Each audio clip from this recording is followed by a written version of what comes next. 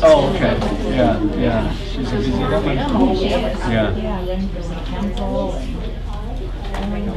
Yeah, yeah. I see her time to time at the office. Sometimes she comes in like 2 days in a row. Like, she hates it, right? Good, good, good, good. How are you? Oui, hayo social, macam kau ni kata aku hayo social. Yes. So we were lucky charm.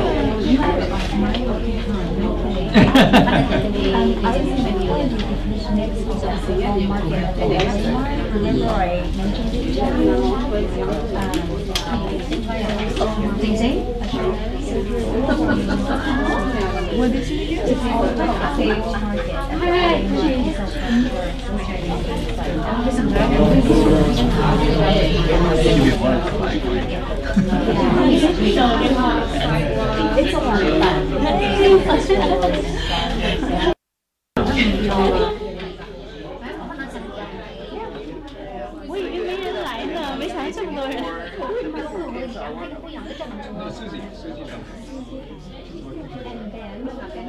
Henry? Oh, yeah. We're we just signed a contract like incentive? No, just kidding. No. We got to do this on this is what we're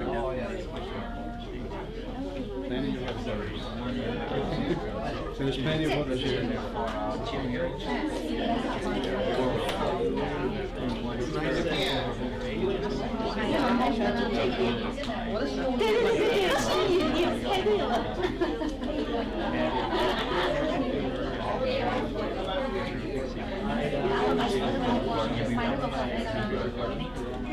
They want a high dollar, so that's the way you do it.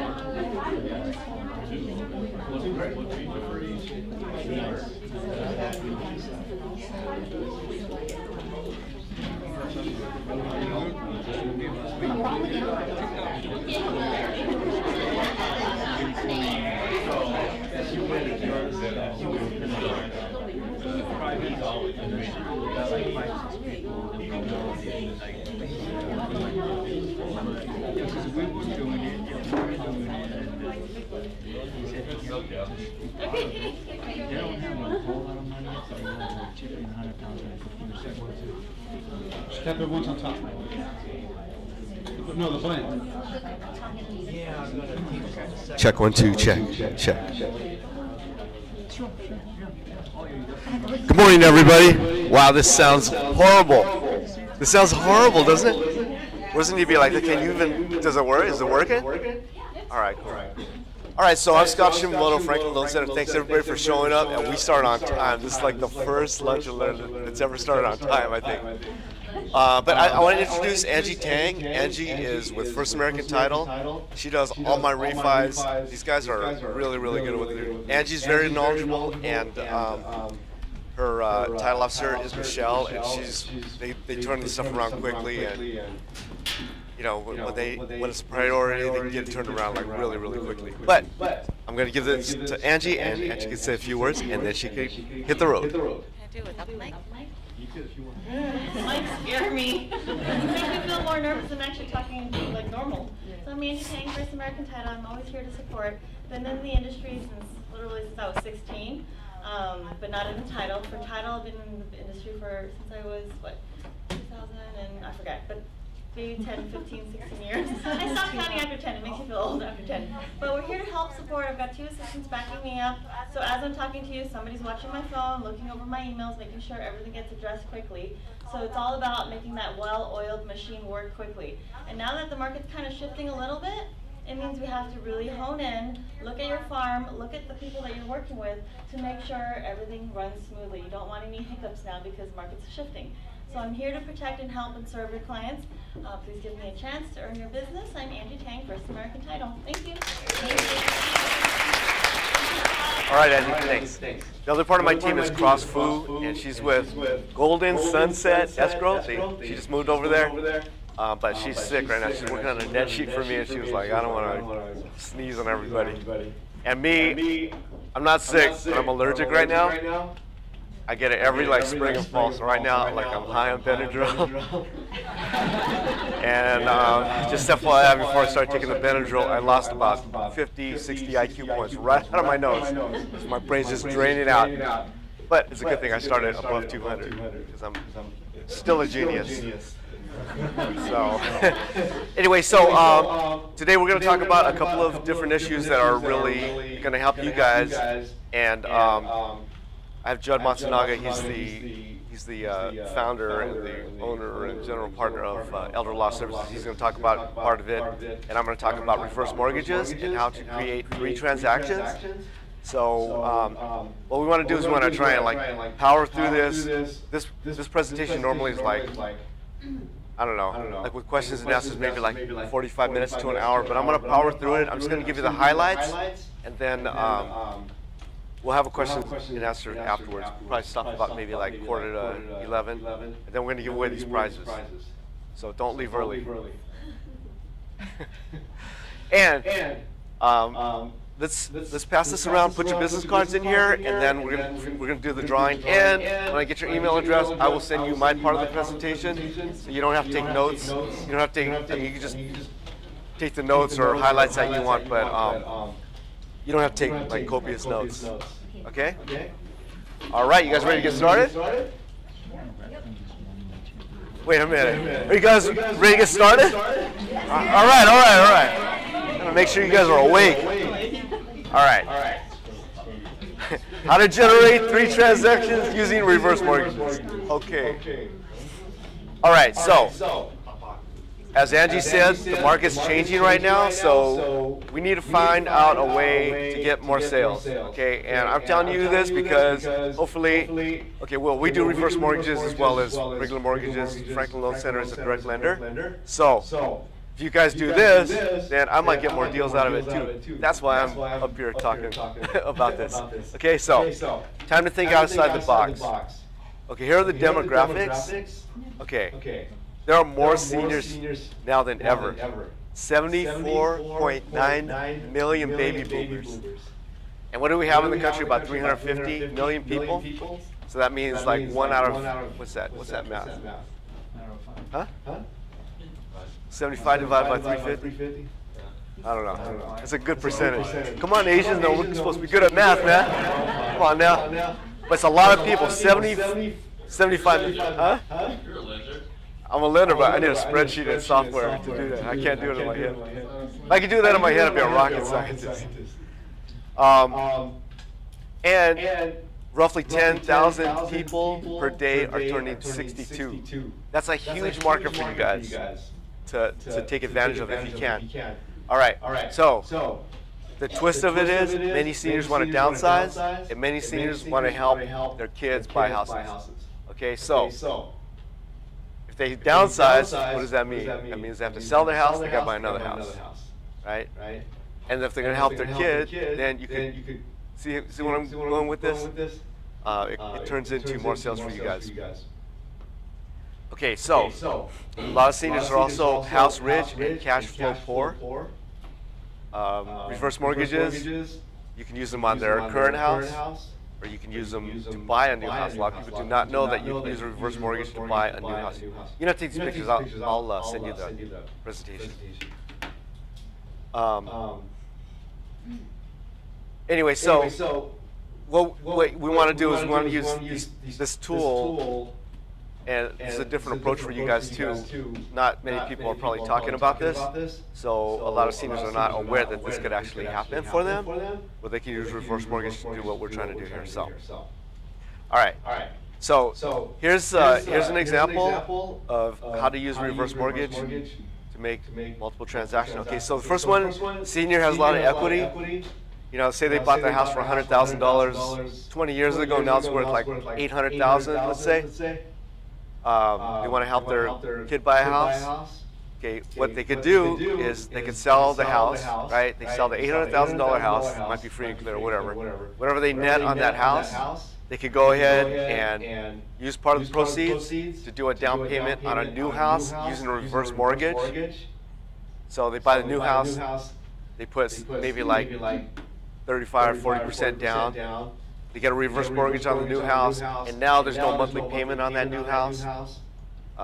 And if they take advantage of Prop 60 and 90, then they could keep their low tax base, and then then they're just in the same kind of position that they were in before. Where they just have insurance and property tax that they have to pay to the county. But now they might have, like I said, if they net 700,000, they put maybe 300,000, buy a $500,000 condo or something. Yeah, 300,000 left over. You have a couple of kids. You have one kid 150 for a down payment. Give the other kid 150 for another down payment. And now they have 3 houses, and you might have one transaction on the sale of the big house, and another transaction when the senior buys a new house, and then 2 more transactions for the kids. Or does this sound like good? Is that like that's a lot of commission? Hopefully you use me for a lender. But that's like a perfect scenario of something that can be done with reverse mortgage. Like I'm gonna zoom through some of this stuff.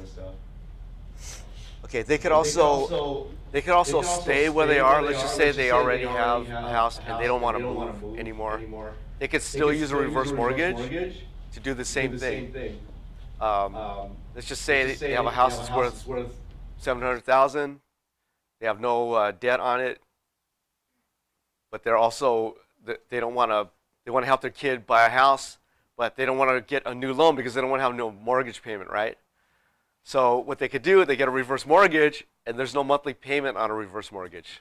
And I'm going to get into that a little bit later, but there's no monthly payment on that. So they could pull money out of that current house and help their kids buy a house and not change their lifestyle. And they could also use the money for something else. If they want to go on vacation or something like that, they can use that.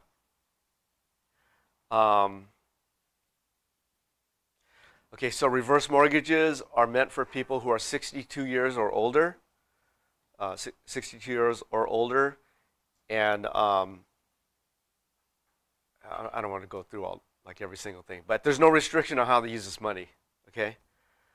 Okay, the borrower is not required to pay back the money on a reverse mortgage. So what happens is if they pull, let's just say they pull $500,000 out of the reverse mortgage. There's no monthly payment on it.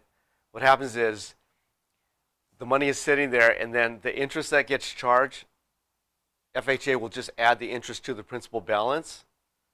And then what happens is to get out of the reverse mortgage, they could either sell the house or they can pass away, and when the heirs sell the house, then they just pay back all that interest that got charged.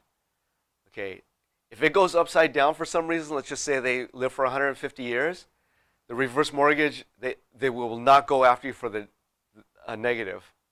So in other words, let's just say it's worth $700,000 today. They pull out $500,000 in cash. They give it to whatever they do, whatever they're going to do with this reverse mortgage. If they live to 150 years old and the interest keeps accruing, and let's just say the house is worth $800,000 50 years from now, but the debt, let's say, gets to $1.5 million or something like that, FHA will not go after the heirs for that. Okay. If they live for a long time, and let's just say the debt gets to $1 million, and the house is now worth $1.5 million, and there's a $500,000 equity in there, if they sell the house, the heirs will get the equity. So it's like you can't lose on this. The clients can't lose because either they're going to walk away from it if it's upside down, or they're going to get to take advantage of the equity gain. Okay?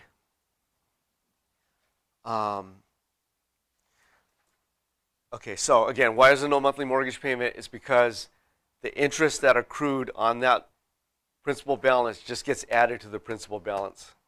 So if it starts at $500,000, it's just going to keep going up by X amount per month, until they decide they're going to do something like sell it, or if they pass away. Okay. All right, covered that. Like I said, I'm just trying to do this in a real quick overview. Okay, and how much money can you get? This chart here shows, like if you're going to buy a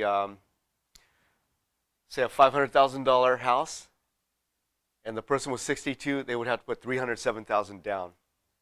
Okay, and the older you are, the less you have to put down, because those people who are really good at math, that do the actuarials, and they probably can do that math in their head, they know that the older you are, the less years you're going to potentially live, right? So that's why it's lower.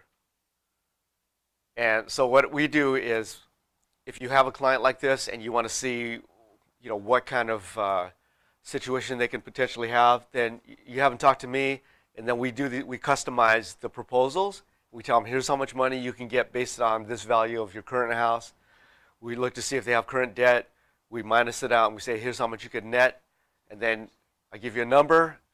And if they're 75 years old and they have $188,000 that they could put down on a new house, I could tell you, okay, they could buy a $350,000 house. Okay? It's pretty simple. What's up? You're going to turn the lights off. You're going to give me a spotlight, Mike. These people need to see me. No, just kidding. Okay, and there's different ways to pull money out of the house. They can give you a lump sum. They can give you a line of credit. There's a couple of different ways they could do it. They can give you a monthly annuity type, and you know, we can get into that. Okay, qualifying for a reverse mortgage, there's no like, it's not like a regular loan where you have to see if there's a debt to income ratio and all this good stuff. All they're doing is they're looking to see if the person has decent credit.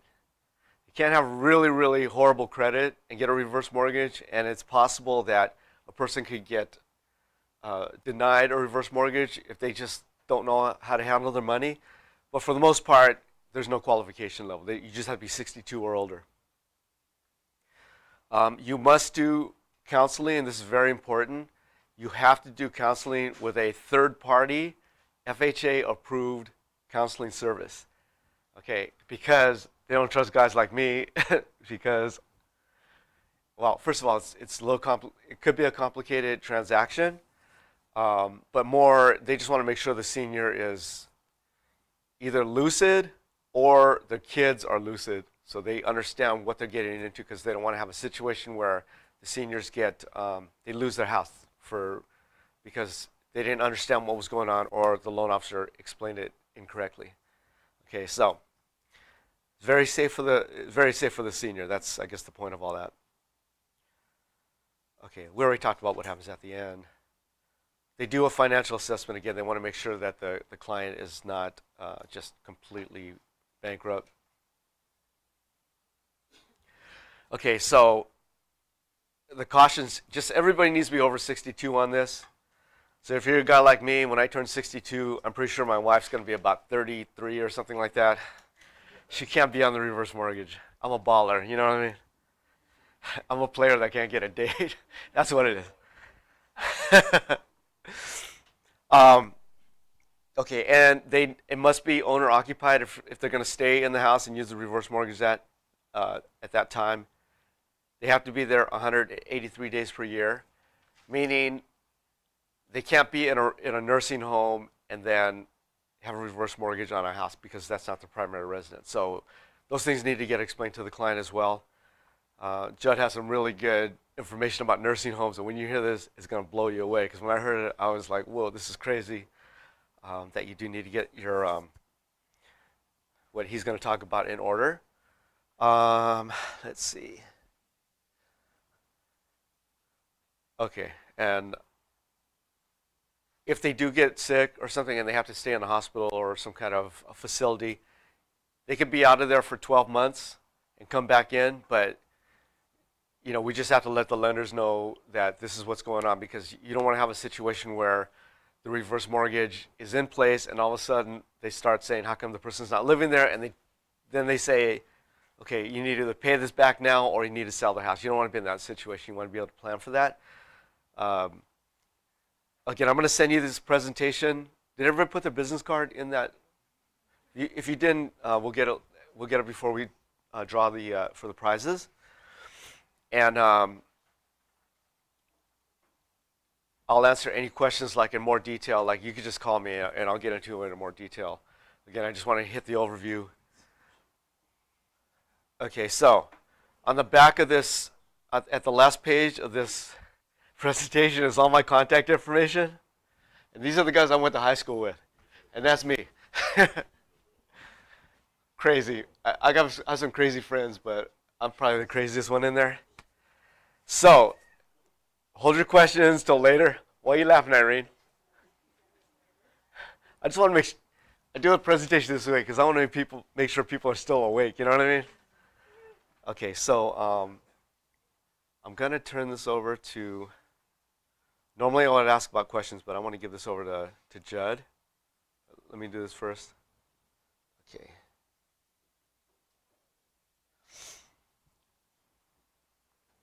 All right. Okay, so our main speaker today is a guy I've known for a long time through golf, I guess. And he's in like a rival golf club to mine, and he also went to the rival school. I went to USC. Trojans? Who's Bruins? Who's Trojans? Who's Trojans? Angie is a Trojan too. Judd's a Bruin, so we're like total rivals, except when it comes to this. Judd, oh, you can tell him how long you've been in business, but he owns a law firm called Elder Law Services, and what they do is they make sure that seniors are taken care of as far as like their estate plans, like the Proposition 50, we're working on right now Proposition 58, where the house got willed to the kids, so we're going to keep the tax base. Tax base right now is $83 a month or something like that. If they had to get it reassessed, they'd be paying like $600 a month for this particular house. So his firm does things like that to protect those types of things. And you know, I've been doing these presentations with Judd's firm for I don't know, about like 6 months now, and it's really good because, like I said, the information that Judd's going to give you is going to blow you away, especially the thing about nursing homes. So please give a warm round of applause to my buddy, Mr. Judd Matsunaga.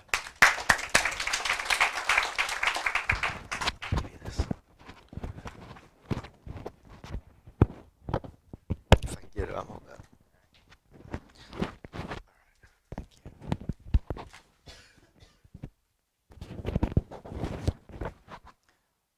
How do I make this thing? Just push that forward. Okay, thank you. All right, hello. My name's Judd Matsunaga. I'm an elder law attorney, which means I help families set up estate plans, living trusts, and I specialize in helping people that end up in nursing homes get the government to pay for long-term care, because it's the highest expense among seniors in America. Scott sent this to me saying we're going to talk about tapping into the baby boomer market. Are there any other baby boomers here besides me and Scott? Just a couple? Okay. I think that you might get more of this if you think about how you're going to transfer your estate to your children. And if you're not a baby boomer, you might think of it in the ways of how your parents or your grandparents are going to transfer their estates to their children, so you might inherit it later. Okay, so I go around the senior centers, and this is my presentation. I'm trying to take it over to realtors because you're going to be talking to more and more people that are going to say to you, my home's in a trust. I was actually licensed in real estate in 1979, and I worked for a company that was called the Haynes Company. They're investment brokers, apartment houses in the San Fernando Valley. And they'd give us these directories with all the owners and addresses of people that owned apartment buildings. And we would have to cold call. And if I called somebody that had it in a trust, I didn't know what a trust was. And so I said, okay, thanks, and I'd go to the next guy. And eventually, after 3 or 4 of these, it's in a trust, okay, thanks, goodbye, I started to skip the trust, and I wouldn't call those people. And so one of the ways that you can tap into the baby boomer market is to really understand what living trusts are all about. So I'm going to try to, instead of titling it How to Transfer Wealth, we could think of what I'm going to try to communicate to you today is everything you wanted to know about living trusts but were afraid to ask. And so hopefully by the end of this, you'll understand what trusts are all about. So, accumulation of wealth for future generations. I've got three guys here. The guy on the far, your right, closest to me, is the one who inherited an estate where the parents did no estate planning whatsoever. Okay.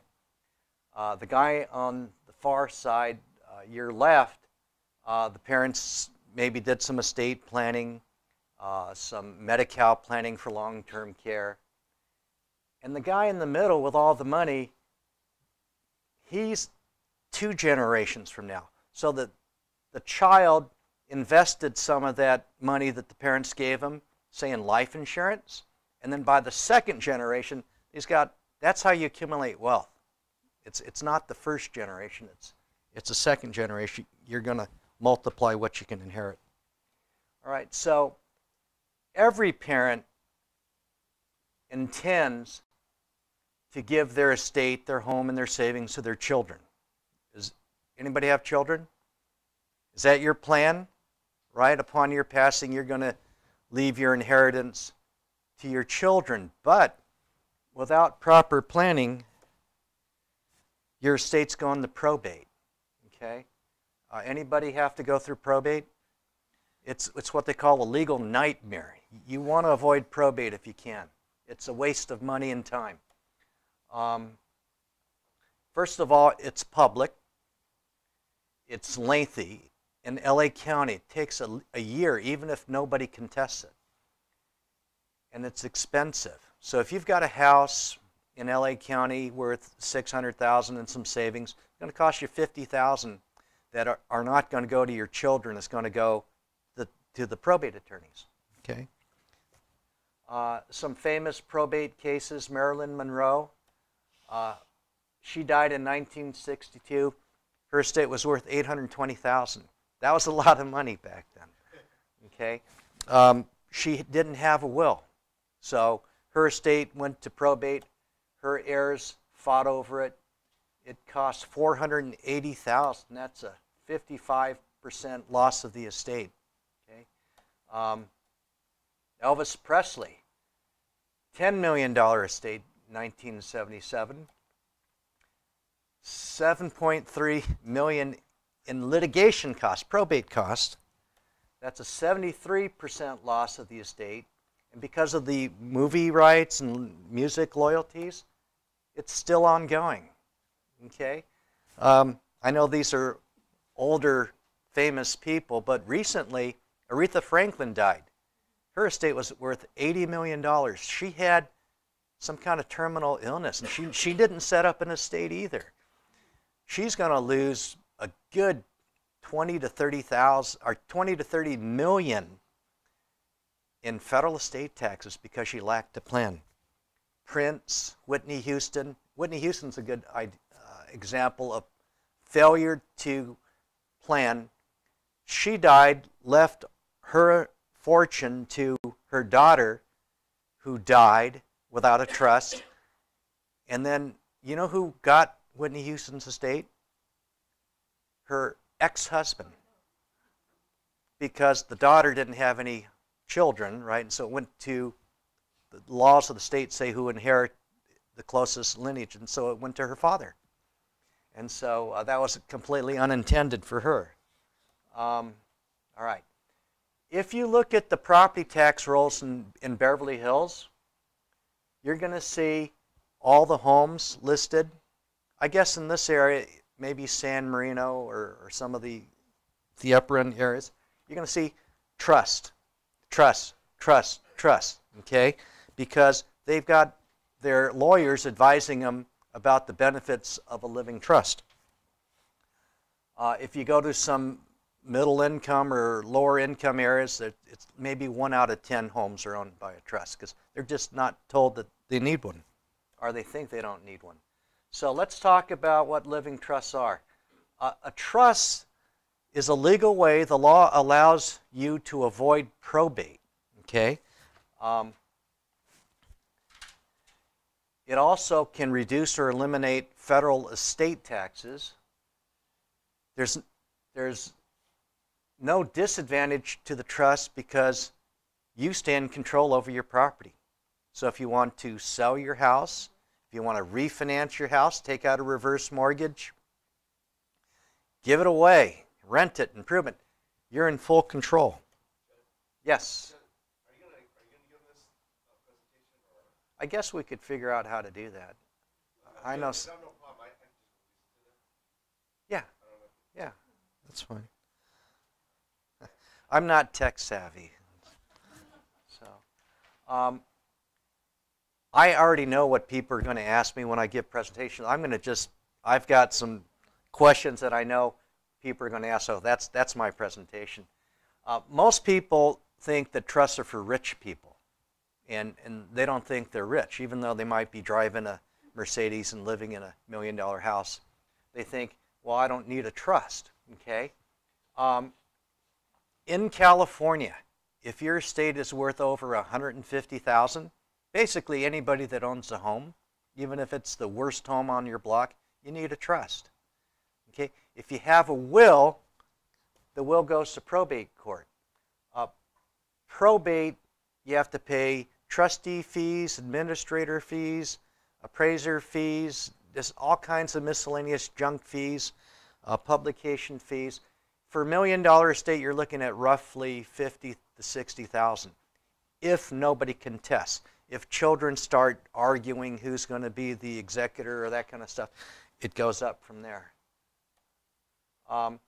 If I have a will, do I need a trust? Yes, a will goes to probate. A trust is just like a will. You dispose of your estate. You give instruction on who gets what. It could be as simple as to my children equally, or it could be to charities, or it could be I'll give the house to this child, but I'll give my money to these children. You can do whatever you want, just like with a will, you can do with a trust. But the trust avoids the costs and delay of a probate proceeding. What's the advantage of the trust? It avoids probate. Disadvantages of the trust? There is no disadvantage to a trust. You stay in control. Okay? This is a big one. A lot of people think they can avoid setting up a trust. I call it do-it-yourself estate planning. They put their child's name on title. Okay? Maybe some of you, your parents put you on title to the house. As a joint tenant, you have what they call the automatic right of survivorship. No probate, right? Huge mistake. Okay. Putting your child on title to your home is a bad idea, and I've got a guy here with a dunce cap. What's that saying about penny wise, pound foolish? Okay.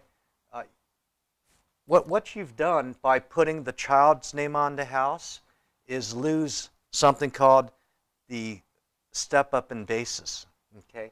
So number one, if you put your child on your house while you're still living in it, you lose control.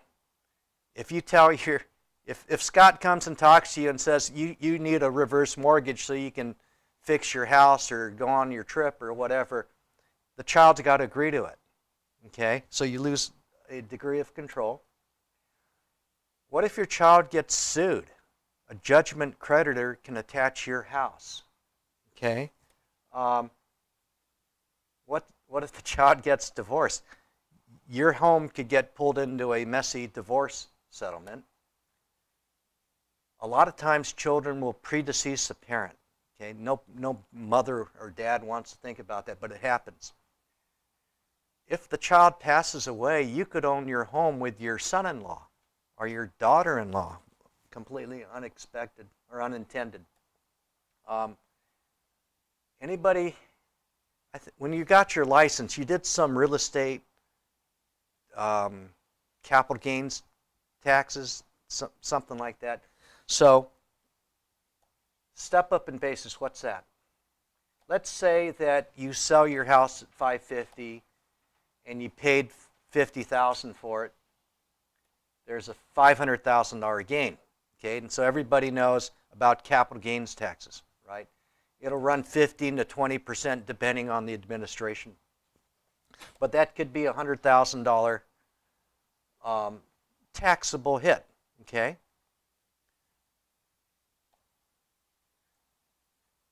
The only time IRS forgives gain is if you transfer upon death. Okay? If the parent keeps the property in their name or their trust and then passes upon death, the child receives a full step up in basis to market value date of death, to 550. And then if you sell it at 550, there's no gain. Okay? By putting your child on title to the home, there's no death, there's no forgiveness of gain. The child actually inherits that $50,000 cost basis. Okay, so you're creating a huge tax problem down the road in the event the child sells a home. Okay. The other way that I help families pass on inheritance to their children is what we call Medi-Cal planning. The older you get, it's tough getting old. Okay, falls, hospital stays, dementia like Alzheimer's, multiple sclerosis, Parkinson's, heart disease, strokes, obesity, and other chronic medical conditions. According to the Associated Press, 70% of Americans will need long-term care at some point in their life. 40% Americans over 65 will end up in a nursing home. And a 20% chance of staying there at least 5 years. Now, a lot of people think Medicare will pay for nursing home care. Not going to happen. Okay? How much does it cost? The average cost of a nursing home is about $100,000 a year, close to $8,000 to $10,000 a month. Who can afford that? So what happens is people end up privately paying until they're penniless. Okay. Okay. The solution is Medi-Cal. Okay. So you've got Medicare and you've got Medi-Cal. Medicare is what they call an entitlement. You turn 65 as an American citizen, you're entitled to Medicare. Medicare will pay for hospital stays, but Medicare will not pay for long-term care. Okay. Medi-Cal will pay for long-term care, but it's not an entitlement. It's based on need. You have to qualify. Okay?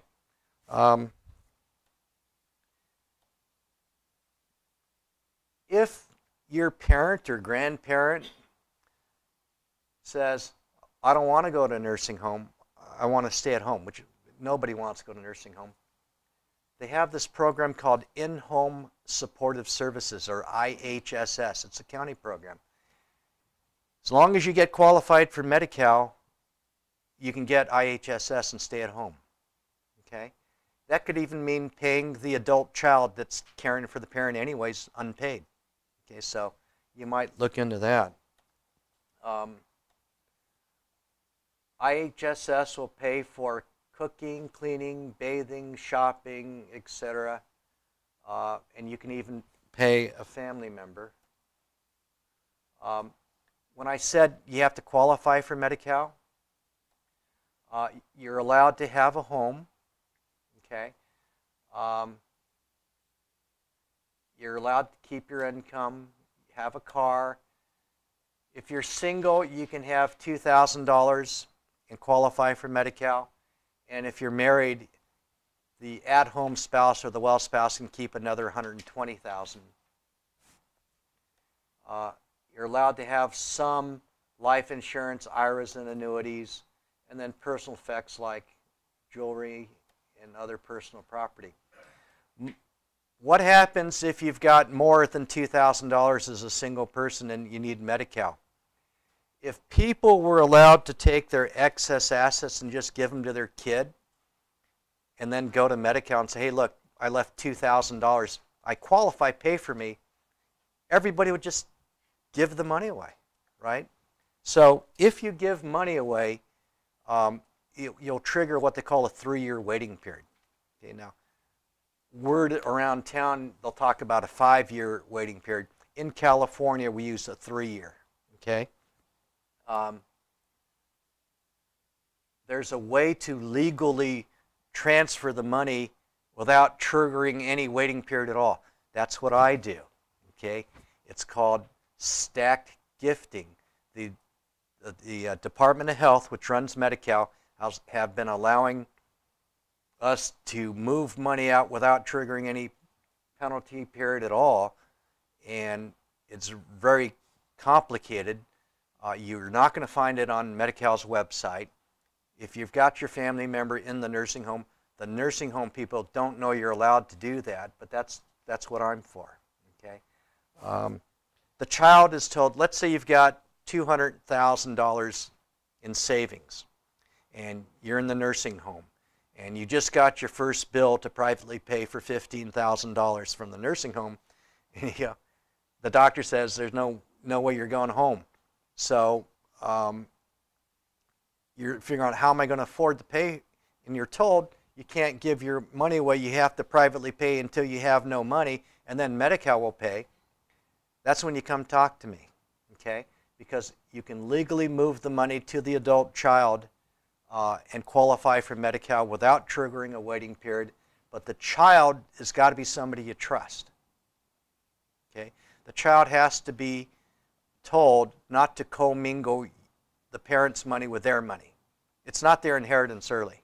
In fact, if they take the parents' money and buy cars and go on vacations, that's elder financial abuse. Okay, I went to an elder financial abuse symposium, and every government agency has an elder abuse. It's that rampant right now in the United States. The state was there, the federal, the county, the city. Everybody's got their own elder abuse department. So the child has to be told, keep mom or dad's money separate. Do not commingle it with yours, and keep a good accounting of what happens. So you can use the money to pay for their care, but you can't, it's not your inheritance early. If you've got 3 children and you've made a will or a trust that says my estate's to be divided 3 equal ways, and yet one child is the caregiver child, the one that helps you do your banking, pay your bills, take you to the doctor, and that's a child you want to hold the money, the other 2 children are going to wonder, how do I know brother or sister is going to give me my equal share after they pass? So there's a legal way to have the child that's holding your money, like a custodian, to divide it according to your will or trust, your instructions. So all the children are legally protected. All right. You can't possibly do a real estate transaction for a family, let's say a family that's our friend that use you as your realtor, if the state takes away the house. Okay? So how do you protect the home? The home is exempt to qualify. When I went over the list of items you're allowed to have or assets you're allowed to have for Medi-Cal to pay for the nursing home, the home's exempt to qualify, but it's not exempt from recovery. So upon death, okay, of the Medi-Cal beneficiary and the spouse, if there is one, the state of California has a right to recover whatever benefits were paid against that exempt home. Okay, so how do you protect the home from a state recovery claim in the event a parent is in the nursing home paid for by Medi-Cal? They passed a law last year, January 1st, that says state recovery is only against a probate estate, which means if you put the house in a revocable living trust, which avoids probate, the home is protected from a future state recovery claim. Okay? So not only do you want to set up a trust to avoid probate, but you also want to set up a trust in the event that the parent needs long-term care, because then the house is protected from a state recovery claim. Okay? All right. My office, closest to Arcadia is in Pasadena on Lake Street. For the girls, it's close to the Macy's. For the guys, it's not too far down from Brookside. Okay, Brookside Golf Course. My main office is in Torrance. If anybody would like to talk to me personally about your family dynamics, or hopefully those of you that have homes that don't have trusts, that you need to set up a trust, come and talk to me. We can arrange to meet in the Pasadena office. And if anybody's interested, I've got some brochures about our services, as well as a free consultation card. So pick those up before you go. Scott, you wanted to have a time for questions? Yeah, so what we're going to do, we're Japanese, right? Japanese American. We started on time, we're going to end on time, right? We're going to do questions and answers until 11:55, then we're going to give away those prizes. So I'm going to pass this around while you guys are asking questions, just like we're going to pass them along. And if we run out of these, just come up to us after the presentation and we'll just tell us, and we'll make sure you get a copy of this. Question, Irene? My family owns a property in Hawaii. I have a trust with my husband. My sister has a trust. My brother does not, and they're all on title. So his 1/3 would have to be donated in Hawaii. That would be correct, yes. Mm-hmm. Yes. I have a close friend. He has business in California, and I manage his property. And he also has many properties and in the United States, different states. So, how do they set up trust when they have property in different states? Where does he reside? He can set up a California trust, and you can put property in other states in the California trust. Okay. Yes? No, it does not. So you have to find a lawyer that does estate law in whatever country the properties are owned in. Okay.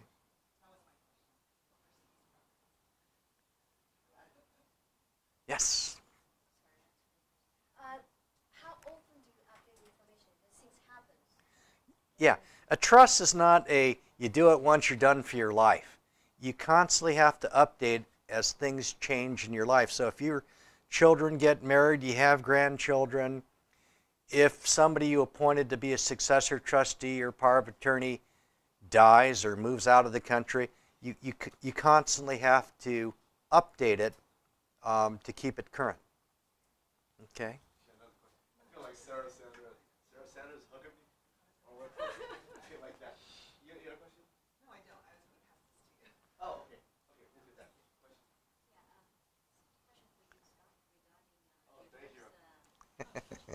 So what's the average Reverse mortgage is good. It's like high fives. So it's still above the average. Yeah, it's a little bit. It's a different kind of thing. And believe it or not, reverse mortgages, they have a fixed rate reverse mortgage, and they also have an adjustable rate. And the fixed rate is a little bit higher on the rate, and it's much more restricted as far as like what you can do with it. So that's like the only time, not the only time, but one of the few times I will say you should take the adjustable rate on the reverse mortgage. So the adjustable rate is depending on the prime rate. Yeah, it's not the prime rate, it's the cost of funds. And just like a regular adjustable, they have different indexes. But the difference between a fixed rate and a adjustable rate on a reverse mortgage is if you take a fixed rate, they're going to give you a lump sum of money, and that's it. You can't pull more money out of the property, you can't do anything with it. That's it. And usually, I guess the only way that would be advantageous is if you know that you're never going to need money, like you have a good pension or something like that, you're never going to need money. Whereas on the adjustable rate, you could do the reverse mortgage, and then you could pull money out later on down the line out of the line of credit. So the loan is considering issue from FHA? It's FHA insured. Yeah. So we have multiple lenders we work with that do reverse mortgage, find the best one, and then FHA is insured. So you have to be careful if it's a condo. Some of the condos are not FHA approved. Sometimes you can't do it. So what you need to do is, if you have this kind of situation and they're trying to do a reverse mortgage on the condo, it's a purchase, and we have to find, there's like senior condo complexes and stuff like that. Those are going to qualify. Or just let me know ahead of time, and then we'll look it up. Just tell me which zip code, and I can look to see which condo complexes are approved for FHA before we start looking.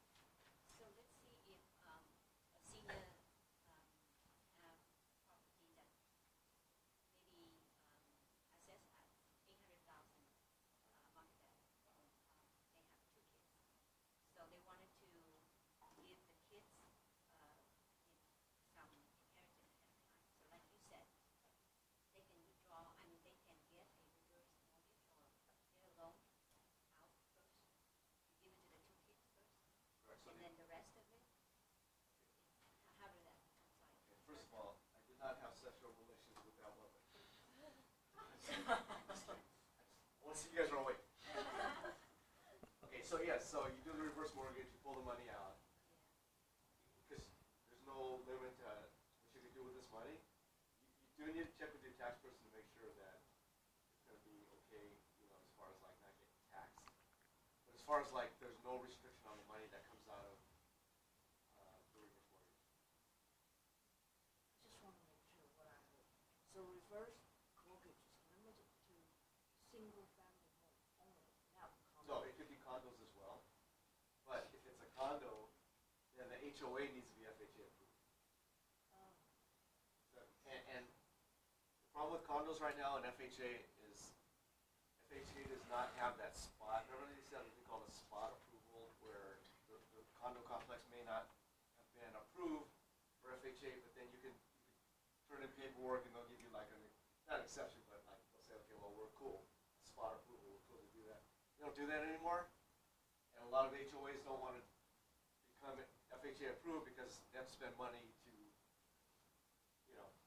get that rolling, and a lot of complexes they just don't want to spend the money, because why do they want to do that when you get like 3% down on a conventional loan or something like that. But a lot of like if you're dealing with senior complexes, they're already set up for that, because they know they want to have people are going to buy their units because it's a senior complex and they're going to use reverse mortgage to get in there. So, but they're all like individual case based. Just let me know ahead of time that I can help tell you what option is available. And it might be a situation where they say, look, they want to get this money out. Maybe they moved that. Maybe that is a trigger point to make them move from this condo that they own that is worth $500,000 to maybe they buy a house that's worth $500,000. See what I'm saying? And then use that equity coming out of the reverse mortgage to help their kids buy.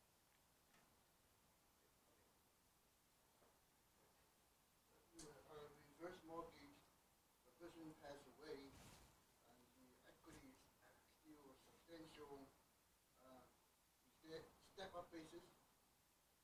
They're going to do it, okay, for the loan part of it, whatever is owed, if they So start, the value of the property, you still get a step-up basis.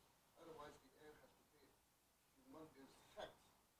okay, that I can't give tax advice. Maybe you can answer that. Yeah, I'm almost positive the child that inherits gets the step up in basis. So who's that? Okay, you first. How much does it cost typically to do reverse mortgage? Okay, so reverse mortgages, it's a little higher on the closing costs. You might like, I don't know quote closing costs, but what you do on a reverse mortgage to mitigate the closing costs is you have them draw money out. So in other words, let's say you do an adjustable rate reverse mortgage. If you just set it up and they don't take any money out, then it might be like $12,000 to $15,000 in closing costs, right? But if you have them pull out $150,000 at the beginning, then we can knock that down to